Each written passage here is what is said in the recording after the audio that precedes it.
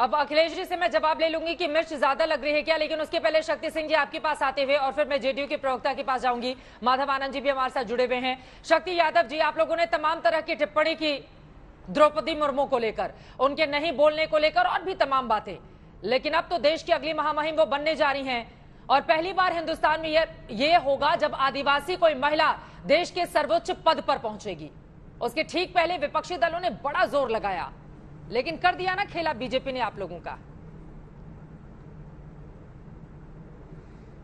चित्रा जी, राष्ट्रपति का पद सबकी राय के बाद परंपरा रही है कि होता था, लेकिन इस बार भारतीय जनता पार्टी ने सत्ता के अहंकार में इन कर्तव्यों के निर्वहन करने में चूक की। प्रतिपक्ष के साझा उम्मीदवार के घोषणा के बाद उम्मीदवार का आपने घोषणा किया। पत्रकारों ने पूछा नेता प्रतिपक्ष से कि मूर्ति चाहिए या राष्ट्रपति, तो राष्ट्रपति चाहिए, स्वाभाविक बात है। और आज द्रौपदी मुर्मू जी जीतेंगे तो सम्मान करेंगे। हाँ, अभी वो मूर्ति है या राष्ट्रपति बनेंगी? सवाल जीतने आपने मेरे प्रश्नों को समझा नहीं है। नहीं, मैंने पूछा, मैंने जो सवाल किया चित्रा जी पहले वो जान, पत्रकारों ने पूछा कि मूर्ति चाहिए या राष्ट्रपति, तो राष्ट्रपति चाहिए ना। और सवाल है कि हाँ नहीं बोलने पर तो अपेक्षाएं रहती है देश की, और सब लोगों की अपेक्षा थी कि द्रौपदी मुर्मू जी अपनी बातों को हर स्टेट में जाकर के रखते, क्योंकि संवैधानिक पद ही नहीं बल्कि संविधान की जाके वो बड़े-बड़े नेताओं से मुलाकात तो कर रही थी, अलग-अलग पार्टियों से वोट डालने की अपील कर रही थी, आपने नहीं देखा क्या? और एक आदिवासी महिला को आप लोग ही इनिशिएटिव देते हुए सपोर्ट कर देते। बिहार में तो बड़ी तादाद में आदिवासी है ना, बिहार में, झारखंड में, अगले साल जिन राज्यों में चुनाव होने हैं वहां पर, इस साल गुजरात में चुनाव होने हैं वहां पर।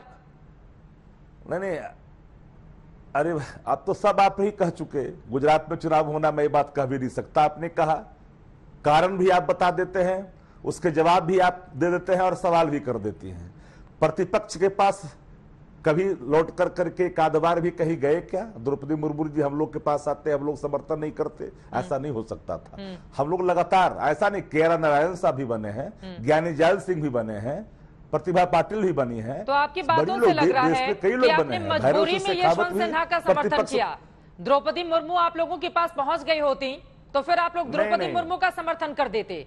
और ये बात भी सच है, पहली पसंद तो यशवंत सिन्हा विपक्षी दलों के थे नहीं। एक एक नाम सामने आए, जब सबने मना कर दिया तो यशवंत सिन्हा को टीएमसी ने आगे बढ़ा दिया और खुद ममता बनर्जी ने कहीं जाकर उनके लिए प्रचार नहीं किया ताकि उनको वोट मिले। देखिए चित्रा जी, एक बात, आपको पूरी बात हमारी समझ लीजिए या पूरी बात कहने दीजिए।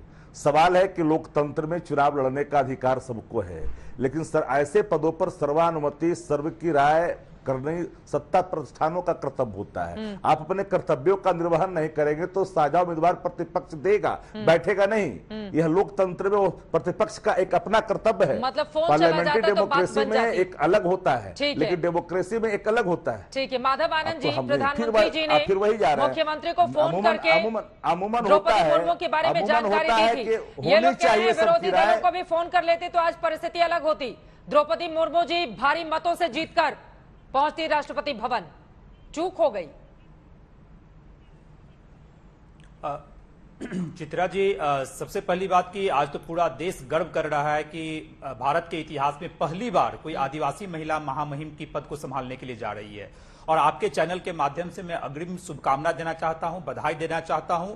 कुछ ही देर में हो सकता है कि ये घोषणा हो जाए कि मुर्मू जी प्रेसिडेंट इलेक्टेड हो गई हैं, और वो हो सकता है किसी भी क्षण आ सकता है। एक ऐतिहासिक दिन है मुझे लगता है। और जहां तक आपने कहा कि एनडीए ने एक आम सहमति से, निश्चित रूप से आदरणीय प्रधानमंत्री जी ने आदरणीय मुख्यमंत्री जी से बातचीत की। पहले एनडीए के जितने घटक दल थे वहां सहमति बनाने की बात हुई, उनको इन्फॉर्म किया गया। और एनडीए के अलावा जो विपक्षी पार्टियां भी थी, जहां से उम्मीद हम लोग कर रहे थे, उन लोगों से भी आदरणीय प्रधानमंत्री जी और बीजेपी के कई वरिष्ठ नेताओं ने बातचीत की।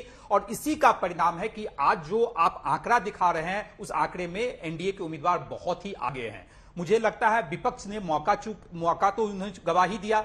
दूसरी बात, जो आरजेडी के लोग कह रहे हैं, कोई भी संवैधानिक पद पे कोई भी उम्मीदवार हो, चाहे वो विपक्ष के द्वारा हो या एनडीए के द्वारा हो, हम लोगों ने कभी भी कोई गलत टीका टिप्पणी नहीं की, चाहे विपक्ष के उम्मीदवार के ऊपर। लेकिन जिस तरह कई दलों के लोगों ने जिस तरह जो है सो द्रौपदी मुर्मू जी के बारे में जो शब्द का यूज किया, मुझे लगता है यह कतई उचित नहीं था। ऐसे शब्दों से और ऐसे बयानों से बचना चाहिए था। आप बच सकते थे, ठीक है, आप लोकतंत्र है, आप जिसको समर्थन करना चाहें करें, आपका पार्टी है, लेकिन शब्दों के माध्यम से इस तरह का चोट पहुंचाना मुझे लगता है यह कतई उचित नहीं है। शक्ति यादव जी, ये बात तो बिल्कुल सच है, ये बात तो बिल्कुल सच है। एक महिला के बारे में, एक आदिवासी के बारे में जिस तरह की टिप्पणी आपके नेता की ओर से की गई, क्या पछतावा है आप लोगों को इस बात का, जो देश का महामहिम बनने जा रहा है? नहीं, आप मेरी बात, अरे शक्ति यादव जी सुनिए ना, नाहक की बात नहीं है।